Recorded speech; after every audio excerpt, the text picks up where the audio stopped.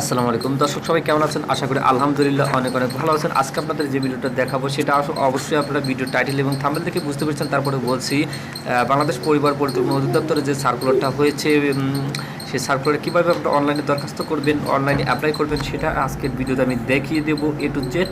তো বন্ধুরা, ভিডিওটি শুরু করার আগে একটা রিকোয়েস্ট আপনাদের কাছে, এখন আমার চ্যানেলটিতে সাবস্ক্রাইব করিনি, এখনই দেরি না করে এখন এই ভিডিওর নিচে থাকা লাল সাবস্ক্রাইব বাটনটিতে একটা চাপ দিয়ে দিবেন এবং পাশে থাকা একটা বেল আইকনটিতে চাপ দেবেন। এর ফলে নতুন নতুন ভিডিওগুলো সবার আগে আপনারা দেখতে পারবেন। তো দোস্ত, আমাদের আরেকটা চ্যানেল আছে, সেটা হচ্ছে টেকনিক্যাল আলামিন, সেটা সাবস্ক্রাইব করে রাখবেন। এর ফলে নতুন নতুন ভিডিও সবার আগে আপনারা দেখবেন ইনশাল্লাহ। তো চলুন শুরু করা যাক আজকের ভিডিওটি। কীভাবে দরখাস্ত করবেন সব কিছু আমি দেখাই। ভিডিওর নিচে ডিসক্রিপশন দেওয়া আছে, সেই ডিসক্রিপশনে আপনারা যেতে পারবেন, কিংবা আপনারা গুগলে গিয়ে লিখবেন dgfp.teletalk.government.bd। এটা লিখলেই আপনাদের এই পেজটা অলরেডি ওপেন হয়ে যাবে। ওপেন হওয়ার পর আপনি যে কাজটা করবেন, ফার্স্ট এই অ্যাপ্লাই লেখা এই বাটনটাতে একটা ক্লিক করে দেবেন। আর যদি আপনার সার্কুলারটা দেখতে চান তাহলে সার্কুলার ক্লিক করে সার্কুলার দেখে নিতে পারবেন। জাস্ট আমি অ্যাপ্লাইতে ক্লিক করে দিলাম, যেহেতু আমি দরখাস্তটা করতে চাচ্ছি। জাস্ট অ্যাপ্লাইকে ক্লিক করার পর একটু নিচে আসবেন। নিচে আসার পর এখানে একটা ইন্টারফেস দেখতে পারবেন, পোস্ট নাম ফর অ্যাপ্লাই দ্য ক্লিকস, অর্থাৎ এই কোন পোস্টে দরখাস্ত করছেন সেই পোস্টের নামটা এখানে ক্লিক করতে হবে। পোস্টটা হচ্ছে ফ্যামিলি ওয়েলফেয়ার ভিজিটর, অর্থাৎ পরিবার পরিকল্পনা পরিদর্শক। জাস্ট আমি লিঙ্কটাতে ক্লিক করে দিলাম। ক্লিক করে দেওয়ার পর আপনাদের সামনে একটা পেজ ওপেন হবে, সুন্দর একটা পেজ, পুরো ফর্ম। এই ফর্মটা পুরোটা আপনারা কীভাবে পূরণ করবেন, সে আরও যদি বিস্তারিত জানতে চান তাহলে আমার ভিডিও ডিসক্রিপশনে একটা লিঙ্ক দেওয়া আছে, একটা ভিডিও, আগে ভিডিওটা দেখে নেবেন। তারপর আমি এই ভিডিওতে আপনাদের দেখিয়ে দেবো। অ্যাট ফার্স্ট পোস্ট নাম তো উপরে লেখাই আছে, এখানে কি অ্যাপ্লিকেশন নাম, অর্থাৎ যে দরখাস্তটা করবে তার নামটা এখানে লিখে দেবেন। আমি সবগুলো আপনাদেরকে বোঝাচ্ছি যাতে কোনো সমস্যা না হয়। তারপরে দ্বিতীয়ত আপনি যেটা দেবেন সেটা হচ্ছে ফাদার্স নাম। নাম লেখার আগে এমডি আপনার সার্টিফিকেটে যে নামটা আছে সার্টিফিকেটটা হাতে নিয়ে তারপরে সবগুলো ফিল আপ করবেন, তাহলে ভুল হবে না। তারপরে দেবেন মাদার্স নেম, মায়ের নাম, অর্থাৎ যে অ্যাপ্লিকেশন করবে তার মায়ের নাম। তারপরে দেবেন ডেট অফ বার্থ, এখান থেকে ডেট অফ বার্থটা সিলেক্ট করে দেবেন। এখানে জাস্ট ক্লিক করলে গেলে তারিখ সব চলে আসবে, এখান থেকে আপনার ডেট অফ বার্থটা দিয়ে দেবেন। তারপরে আরেকটা অপশন আছে, অনেকেই বোঝেন না, প্লেস অফ বার্থ, অর্থাৎ কোথায় জন্মগ্রহণ করছেন আপনার জেলাটা এখানে দিয়ে দেবেন। অর্থাৎ আমার সিরাজগঞ্জ জেলা, এখানে সিরাজগঞ্জ লিখলে হবে। জাস্ট আমি এটা এখানে দিতে চাচ্ছি না, এখনই আপনাদের শুধু দেখাই। আর আপনারা তো সবাই জানেন যে সার্কুলার লেখা আছে শুধুমাত্র মেয়েরা ছাড়া এটাতে আর কেউ দরখাস্ত করতে পারবে না। জাস্ট এখানে ফিমেলে ক্লিক করে দেবেন, ফিমেল একটা ক্লিক করে দেবেন। তারপরে ন্যাশনালিটি, আপনি যদি বাংলাদেশ হয়ে থাকেন বাংলাদেশে ক্লিক করে দেবেন। তারপরে আপনার যদি ন্যাশনাল আইডি কার্ড থাকে ন্যাশনাল আইডি কার্ডের নাম্বারটা এখানে লিখবেন। আর যদি আইডি কার্ড না থাকে তাহলে এখানে আপনার বার্থডে অর্থাৎ জন্ম নিবন্ধনের ইয়েটা লিখবেন। আর যদি তাও না থাকে তাহলে আপনার পাসপোর্ট থাকলে পাসপোর্টের আইডি নাম্বারটা এখানে দিয়ে দেবেন। জাস্ট তারপর রিলিজিয়ন, অর্থাৎ কোন ধর্মের লোক আপনি, জাস্ট ইসলাম ধর্মকে সিলেক্ট করে দেবেন। যদি আপনি বিবাহিত হয়ে থাকেন তাহলে ম্যারিড দেবেন, আর যদি বিবাহিত না হয়ে থাকেন তাহলে সিঙ্গেল দেবেন। তারপরে আরেকটা অপশন আছে কোটা, যেটা অনেকেই বোঝেন না। যদি আপনি মুক্তিযোদ্ধার কোটা কিংবা অন্য কোনো প্রতিবন্ধী অন্য কোনো কোটা থাকে সে কোটা এখানে সিলেক্ট করে দেবেন। যদি না থাকে তাহলে নন কোটাতে ক্লিক করে দেবেন। তারপরে যেটা আছে মেইলিং, অর্থাৎ মেইলিং অ্যাড্রেস, এখানে আপনি কী করবেন, কেয়ার অফ, অর্থাৎ আপনার যে এখন গার্জিয়ান আছে গার্জিয়ানের নামটা দেবেন।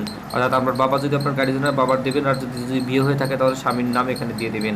তারপরে এখানে আছে আরেকটা অপশন আছে village, town, road, house number. এইখানে আপনি কী দেবেন, শুধুমাত্র গ্রামের নাম্বারটা দেবেন, গ্রামের নাম দিলেই হবে। আর যদি আপনার বাড়ির নাম্বার থাকে সেটা বিস্তারিত এখানে দিয়ে দেবেন জাস্ট। তারপরে এখান থেকে আপনি ডিস্ট্রিক্টটা আগে সিলেক্ট করে নেবেন, কোন ডিস্ট্রিক্টের লোক আপনি। ডিস্ট্রিক্টটা যদি আপনি এখানে সিলেক্ট করেন তাহলে অটোমেটিকভাবে আপনার চলে আসবে কি, আপনার থানাটাও চলে আসবে। জাস্ট আমি আমার ডিস্ট্রিক্টটা সিলেক্ট করে রেখে দিচ্ছি। আমি ডিস্ট্রিক্টে সিরাজগঞ্জ ডিস্ট্রিক্টে ক্লিক করছি, তারপর উপজেলাতে ক্লিক করি। নিচের অপশনে নিচের ঘরটাতে দেখুন অলরেডি কিন্তু আমাদের ডিস্ট্রিক্টের যতগুলো থানা আছে সবগুলো এখানে চলে আসছে। যেহেতু আমার সাজাদপুর, আমি সাজাদপুরে ক্লিক করে দিলাম।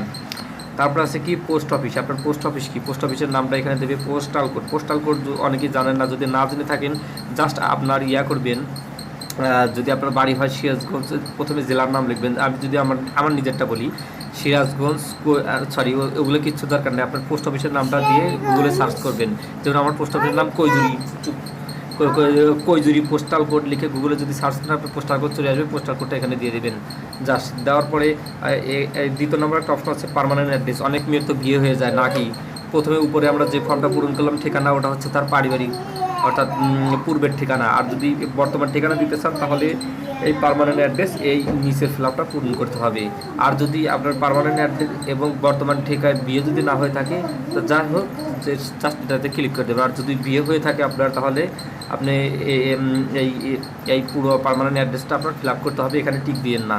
জাস্ট এখানে কী করবেন, কেয়ার অফ, এখানে আপনার স্বামীর নাম দেবেন, দেওয়ার পরে আপনার স্বামীর বাড়িটা কোথায় সেটা দেবেন, ডিস্ট্রিক্টটা দেবেন, পোস্ট অফিস কোড এগুলো দিয়ে দেবেন। আর তারপরে যেটা আছে সেটা ফোন নাম্বারটা দিয়ে দেবেন, ফোন নাম্বারটা আরেকবার দেবেন রিটাইপ করে। আর যদি আপনার ইমেল থেকে থাকে এখানে ইমেল দিয়ে দেবেন, না দিলে সমস্যা নাই। তারপরে আপনার হচ্ছে এডুকেশনাল কোয়ালিফিকেশন, শিক্ষাগত যোগ্যতা, এখানে এসএসসি আছে, ইন্টার আছে। আপনার যদি এসএসসি সার্টিফিকেট থাকে জাস্ট এখানে ক্লিক করে দেবেন, এসএসসিটা সিলেক্ট করে দেবেন। তারপরে আপনার যে শাখা যদি আপনি ভোকেশনাল হয়ে থাকেন নিচেতে সিলেক্ট করে দেবেন জাস্ট। তারপর হচ্ছে আপনার এসএসসিতে রোল নাম্বার কত ছিল, আপনি অ্যাডমিট কার্ডটা হাতে নিন তাহলে বুঝতে পারবেন। রোল নাম্বারটা দিয়ে দিলেন, রোল নাম্বারটা দেওয়ার পর আপনার রেজাল্টে ক্লিক করবেন। রেজাল্টে এখানে অনেকেই ভুল করে, সেটা হচ্ছে এখানে জিপি আউট অফ 5, অর্থাৎ এখন তো গ্রেডিং পদ্ধতিতে আউট অফ 5 এটা দিয়ে দেবেন। দেওয়ার পরে এখানে আপনার পয়েন্টে লিখবেন, জাস্ট দিয়ে দিলেন। তারপর আপনি সাবজেক্টে কি আপনি হিউম্যানিটিস সিলেক্ট করে দেবেন, আপনি যদি মানবিক শাখা হয়ে থাকেন, আর্টসের হয়ে থাকেন, আর যদি সায়েন্স যেটা হয় সেটা দিয়ে দিবেন। কত সালে পাস করেছেন পাশের সালটা এখানে দিয়ে দেবেন। তারপরে আছে কি এইচএসসি, আপনি যদি ইন্টার পাস করে থাকেন তাহলে হুবহু একই নিয়মে এটা দিয়ে দেবেন ফিল আপ করে। নাম, রোল নাম্বার, পাসিং ইয়ার দিয়ে দেবেন। গ্র্যাজুয়েশন করে থাকলে সেটাও দিয়ে দেবেন। আর কিচ্ছু উপরে দিতে হবে না, একদম নিচে চলে আসুন। এগুলো কোনো জায়গায় যদি চাকরি করে থাকেন তাহলে এখানে ফর্মটা পূরণ করতে হবে, না হলে নাই, দরকার নাই। তারপরে এগুলো আপনার প্রয়োজন নেই, জাস্ট নিচে আসবেন। ওঠার পর এখানে ডিপার্টমেন্ট ক্যান্ডিডেট, এটা অনেকেই বোঝেন না। আপনারা আসলে মোবাইল দিয়ে যারা দরখাস্ত করছি, আমি অনেক দিন ধরে করি দরখাস্ত, 3 বছর ধরে আমি মোবাইল দিয়ে করি। এখান থেকে আপনি আদার্স করে দেবেন। যদি আপনি সেই যে পরিবার পরিকল্পনা কোনো পোস্টে যদি চাকরি করে থাকেন তাহলে, কিংবা কোনো সরকারি অফিসে বেসরকারি অফিসে চাকরি করেন সেখানে এখান থেকে সিলেক্ট করে দিতে পারেন। জাস্ট আমি লিখে দিলাম আর কোনোটাই না। তারপরে এখানে একটা বারকোড আছে, এই বারকোডটা এখানে বসিয়ে দেবেন। বারকোডটা বসিয়ে দেওয়ার পরে যখন আপনি টিকে ক্লিক করে দেবেন আপনার কাছে নেক্সট একটা পেজ আসবে। সেই পেজে আপনার কী চাবে, আপনার প্রোফাইল ফটো চাবে, অর্থাৎ আপনার পাসপোর্ট সাইজের ফটোটা চাবে, আর নিচে একটা সিগনেচার চাবে। আপনি ওই ফটোর পাসপোর্ট সাইজের ফটোর ডান পাশে এরকম ঘর থাকবে, ঘরে যখন ক্লিক করে দেবেন তখন আপনার মেমোরির মধ্যে চলে যাবে। এইচডি কার্ড কিংবা ফোন মেমোরিতে যে ফটোটা আছে পাসপোর্ট সাইজের ফটোটা ক্লিক করে দেবেন। তারপর নিচে সিগনেচারের জায়গায় আপনার সিগনেচারটা আপলোড করে দেবেন। দেওয়ার পরে সাবমিটে ক্লিক করে দিলে আপনার কী অপশন আসবে সেটা দেখ। সো গাইস, যখন আপনি সাবমিটে ক্লিক করে দেবেন এরকম একটা ইন্টারফেস আপনার সামনে চলে আসবে। জাস্ট আপনি কী করবেন, দেখতে পাচ্ছেন আপনার সব কিছু কনফার্ম হয়ে গেছে। এখন দেখেন এখানে লেখা আছে কনগ্রাচুলেশন সাবমিট। তারপরে আপনার এই যে সিগনেচার হয়ে যাবে, জাস্ট সব কিছু দেওয়া আছে। তারপরে আপনার নেক্সট কাজ যেটা হচ্ছে, এটা আপনি নিচ থেকে ডাউনলোড করে পিন দিয়ে দেবেন।